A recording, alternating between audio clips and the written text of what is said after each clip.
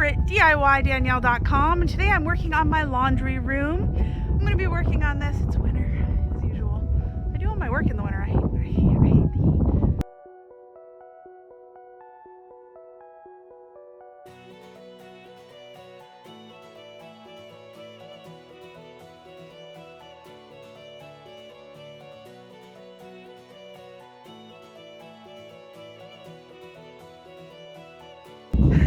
So, needless to say, I'm working in the cold and the wind. Again, if you watch my goat video, my goat house video, that's what I did last year. And this year I'm doing laundry room. So, I want to take you through my laundry room real quick. I'm going to show you that first, and I'm going to show you what I'm working on. Okay, so as you come in my garage, which is a huge mess, we have my laundry room. And as you can see, we have some really nice cabinets. They match our kitchen. We just got a new washer and dryer. We have this huge sink. And I love having a sink. And I made that and I made that. Those are both on the blog. This is for a drying rack for after I milk the goats. And that is for holding dishcloths. So these are all great to have, and this has to stay because it's got the vent inside for the kitchen, kitchen thingy. Yeah. So here's what we have. We have this really small space. We need to be able to open the door, but okay. So this is it. This is our mud room. I have to have my dog food. I have to recycling bin. We put our shoes here. They end up all over the floor. I used to have a shelf here. It was really cluttered. And the reason we needed that shelf is because our kitchen doesn't have a lot of cabinets compared to our old kitchen. And we have a lot of items like sous vide machine and what is the word I'm looking for? A food dehydrator, that sort of thing. And I use them. Those are now being kept, a lot of them are being kept outside in our garage. It's not ideal. So I want to get them inside. So I've got to add some shelving here. I want to add some shelving for shoes on this side, some shelving for the feed, and then we're going to add some extra shelves. So the first thing I had to do is remove trim on the cabinets and then remove the cabinets. This is really a two-person job. My husband helped me. Very heavy to get everything down and out of the way. But we have to have them out to put in new stuff. Okay, so we know the total width of my room is 112.5 inches. So what I decided to do is split it up into two different shelves that are 56 inches each. I want them to be 20 inches deep, which is fairly deep, but it'll match the depth of my cabinets on the right-hand section. Once I pre-cut all of my wood, I went ahead and put together the two upper shelves. These are the ones that are about 56 inches long each. And as you can see, I'm using both wood glue and screws to attach them. I have a piece of smaller plywood on the bottom and the top inside that I'm going to attach here in a second. And those are the two pieces that will be attached into the wall, into studs, because you want to make sure this isn't going to come crashing down. So as you can see, I'm screwing those in both from the sides and also from the top. My policy is the more the merrier, because you do want this to be stable, and again, you don't want it to come crashing down. As you can see here, it is built before it is pushed into place in the laundry room.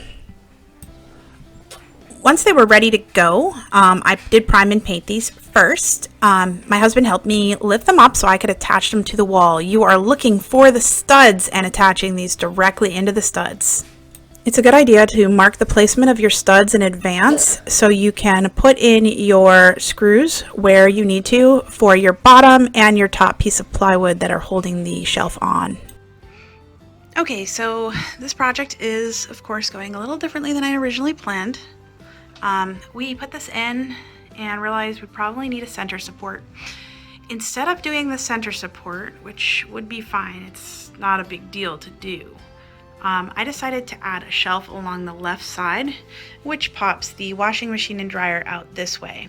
The benefit to that is I've got some hidden storage over there for detergent and all that other stuff. The other benefit is we have full access to our box over here. It'll be under a shelf, but at least we'll be able to pop the shelf off and look in here if we need to. So what I'm going to do is I'm going to take this plywood, make sure it was the correct height, and then I'm going to I kind of marked where I want my shelves to be. I got to make sure they're level, of course. So I marked where the shelf is. So I'll be using some more plywood, and then I marked where I'm going to put a support. So the support goes in this way, here. And I also marked out where I want my wires to go through. So I'll cut a big hole here. I marked extra shelf and a shelf. And then I marked where the baseboard is, just so I don't have to pull it off. And I'm just going to use my my jigsaw to cut it out. So the reason I need this all marked out is because I need to paint and prime this outside. I do not want to be doing this in here. This is such a small space. I don't love working in here like this. Okay, so as you can see, I'm adding these to put the shelves on, and I'm just getting the screw. It's a 1 1/4 inch screw inserted initially. I'm lining it up with where I drew my lines. This is where I want the shelf to be, so I want this to be underneath it. I'm going to screw one in this side, and then I'll make sure it's level, and then screw it in here.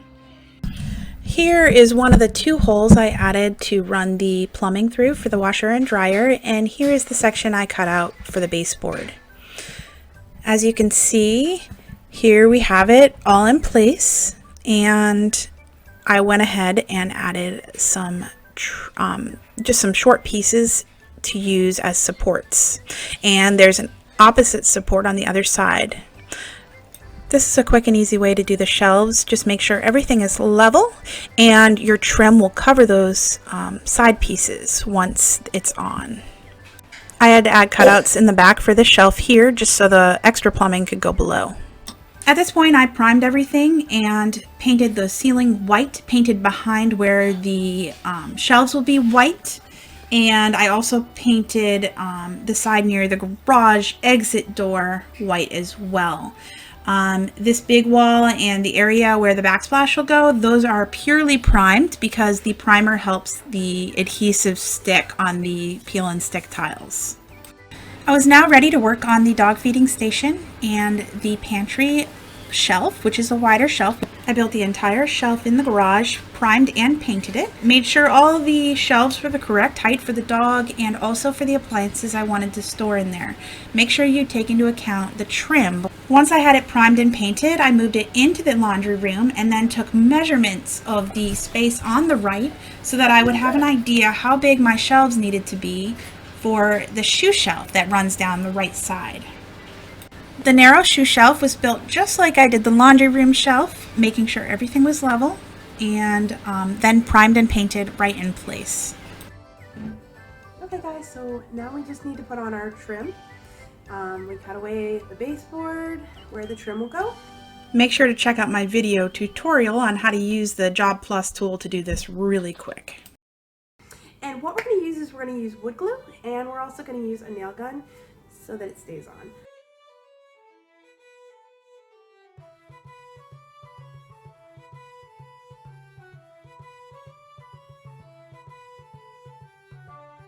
Okay, so I've got all my trim on. I've been patching some of the holes. Not probably necessary. I think the paint will probably do a good job covering it up. But if you want to be extra careful about what's showing, you can go ahead and patch them. As you can see, I'm over here. So I'm gonna wait for this to dry, sand them down a little, and then I can go ahead and prime and paint my trim and the shelves that I didn't do yet. Okay, here's a quick look at where we're at. All I have left to do is add my stick-on tiles for the backsplash. I have the big wall on this side here primed and ready to go, and the area above the washer and dryer ready.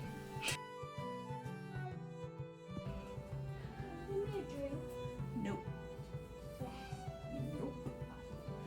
No, no, no, no, no.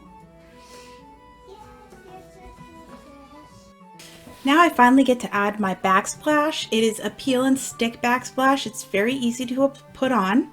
I'm going to do a whole other video on how to install this. It's very easy, but you do want to get it right. I initially started cutting all of this with a metal blade for my miter saw and then switched to tin snips eventually, which actually was a little bit easier and I could cut right in the room. I really appreciated the help from my friend Scotty over at Saved by Scotty, helping me finish this big wall. Okay, so the next thing we need to do is add some trim. I've got some quarter round here that I purchased. I'm going to be using my wood glue on this side. I'm not sure on the other side because it's going to be, one side's going to attach to the wood and one will be sitting up against the metal. And my nail gun is not probably going to be going through that metal, so I'm not even going to try. So I may need to glue that side with something else. I'm trying to decide. If so, I'll probably use construction adhesive on that one. But this side is wood and wood. And I'm going to trim it just because I'm trimming the other areas and I want it to kind of look uniform.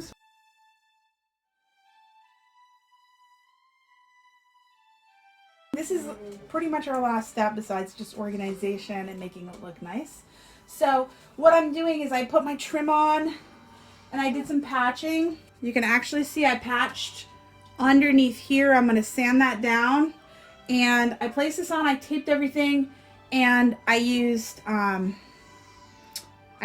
used some spackling over all of the holes where I put the nails through to attach the trim. So not a big deal, nothing fancy. Doing it, painting everything off the wall would have been a lot easier, especially seeing I'm working around the washing machine. Probably next time I would paint off the wall, but what's done is done, right? And welcome to my new laundry room. We installed new lighting, a new sink that takes up less space, 2 backsplash walls. We have storage above. We have a dog feeding station. There we are. We have storage underneath for rice and dog food. We have our backsplash behind the washer and dryer, and we have sock and shoe storage. And here you are exiting the room. I have a tutorial on these bins. They are used to store our socks. Each person has their own with their initial on it and their own shelf. Shoes get stored behind and socks get stored in the front so they can grab them on their way out. As you can see, we have dog food stored underneath and we have our dog feed and water right here. I added this item that I had on my blog. It's been there for a while, and before it was stuck to the wall. Now it's on there with magnets, and it's good for holding washcloths or cloths to dry your hands with after you wash your hands. Here's another view of this wall, which I absolutely love, and you can see the trim. And I added a pull-out garbage can underneath. Thanks so much for watching. I hope you enjoyed. There will be more information about this on my blog, DIYDanielle.com.